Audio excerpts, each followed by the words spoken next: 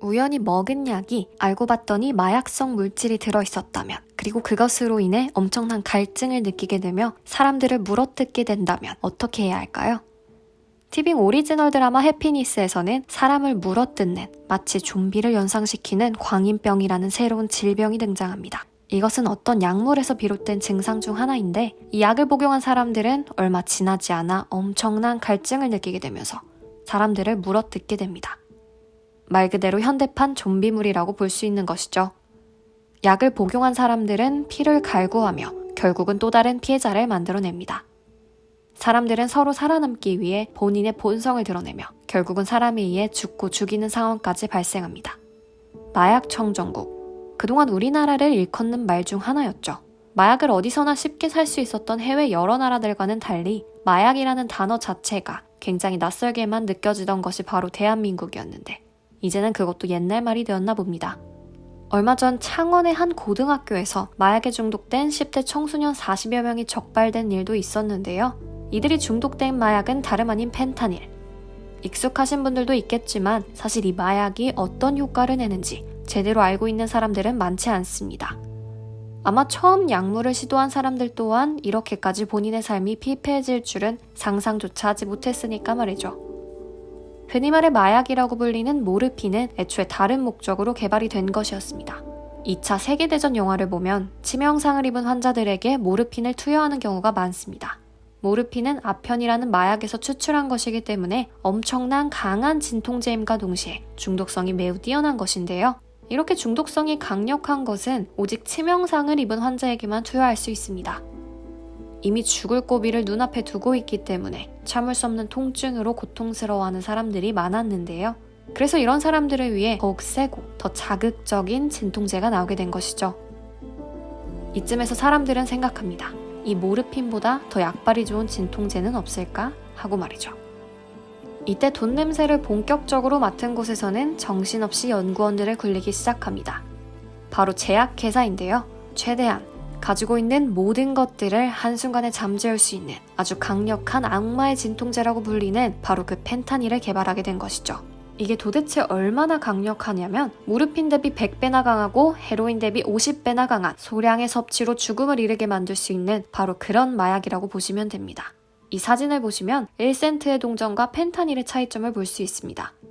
있는지 없는지도 모르는 이 양을 먹기만 하면 과다 복용으로 즉사를 할 수도 있다고 하는데요. 맨 처음 제약회사에서 이 무시무시한 진통제를 만들었을 때는 정말 순수한 의도로 치명상을 입은 병사들을 위한 진통제 역할로 만들어진 것이었겠지만 정작 정상적으로 통용될 때는 2차 대전이 끝나고도 한참 뒤였다고 합니다. 한번 약에 중독된 사람들은 더 강한 자극을 원하게 되면서 결국은 헤어날 수 없는 늪에 빠져버리고 맙니다. 실제로 미국에서 50대 이하의 사망률 1위는 약물 과용이라고 합니다. 그리고 이것으로 수도 없이 많은 가족들이 힘들어하지만 생각보다 쉽지 않은 문제입니다. 유명한 미국 저널리스트인 데이비 셰프는 2008년에 뷰티풀 보이, 약물 중독에 빠진 아들을 구하려는 한 가족의 끝없는 사랑 이야기를 썼습니다. 그리고 아들 닉 셰프 또한 회고록을 출간하며 아빠와 아들의 시점으로 이 모든 것들을 완성시킨 것이죠. 실제로 닉은 10년 동안 마약에 빠져 있었고 지금은 약물 중독에서 빠져나왔다고 합니다.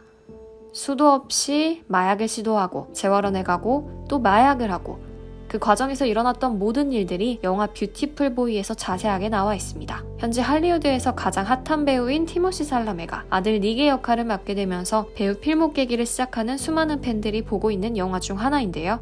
티모시는 이 역할을 맡기 위해 9kg 이상을 감량해야만 했습니다. 원래도 말랐는데 영화 속에서의 모습은 정말 곧 쓰러져도 이상하지 않을 수준의 상황을 만들고 만 것이죠. 예전에는 코미디 전문 배우라고 불리던 스티브 카렐이 끊임없이 아들의 중독을 감내하는 인내심 강한 아버지의 역할을 보여주며 둘의 환상적인 호흡을 보여주었습니다. 할리우드 영화에서 마약을 다루는 경우는 굉장히 많습니다. 레퀴엠에서는 약물 중독으로 인해 사람이 어떻게 철저하게 망가지는지를 보여줍니다. 총 4명의 출연진들이 점점 약물 중독이 되는데 이때 엄마 사라 역의 엘렌 버스틴의 연기가 인상 깊습니다. 그녀는 TV 출연을 위해 다이어트 약을 먹기 시작하지만 알고 보니 마약에 중독이 된 것이죠. 미국 대부분의 마약 중독자들이 이렇게 마약에 빠지게 됩니다. 다이어트를 하기 위해 구입했던 약이 그리고 의사의 처방을 받은 약에서 약물이 검출될 것이라고는 그 누구도 상상하지 못했을 것입니다. 영화 극한 직업에서도 일명 마약 치킨을 통해 거래가 은밀하게 이루어지는 것을 볼 수 있습니다. 범인을 잡기 위해 치킨집을 열었던 형사가 자꾸만 그대로 버려지는 치킨을 의아하게 생각하면서 뒤를 밟아본 결과 이를 통해 마약 거래가 생기고 있었다는 것을 발견합니다. 돈을 받고 마약을 팔고 거기에 중독된 사람들이 더 자주, 더 많이 거래를 시행하게 되는 것이죠. 이렇게 마약이 범죄 조직의 핵심적인 수입원이 된다는 것은 쉽게 예측할 수 있습니다. 네덜란드에서는 이런 범죄 조직의 수입을 막겠다는 취지 하나로 엄청나게 마약 가격을 낮추게 됩니다.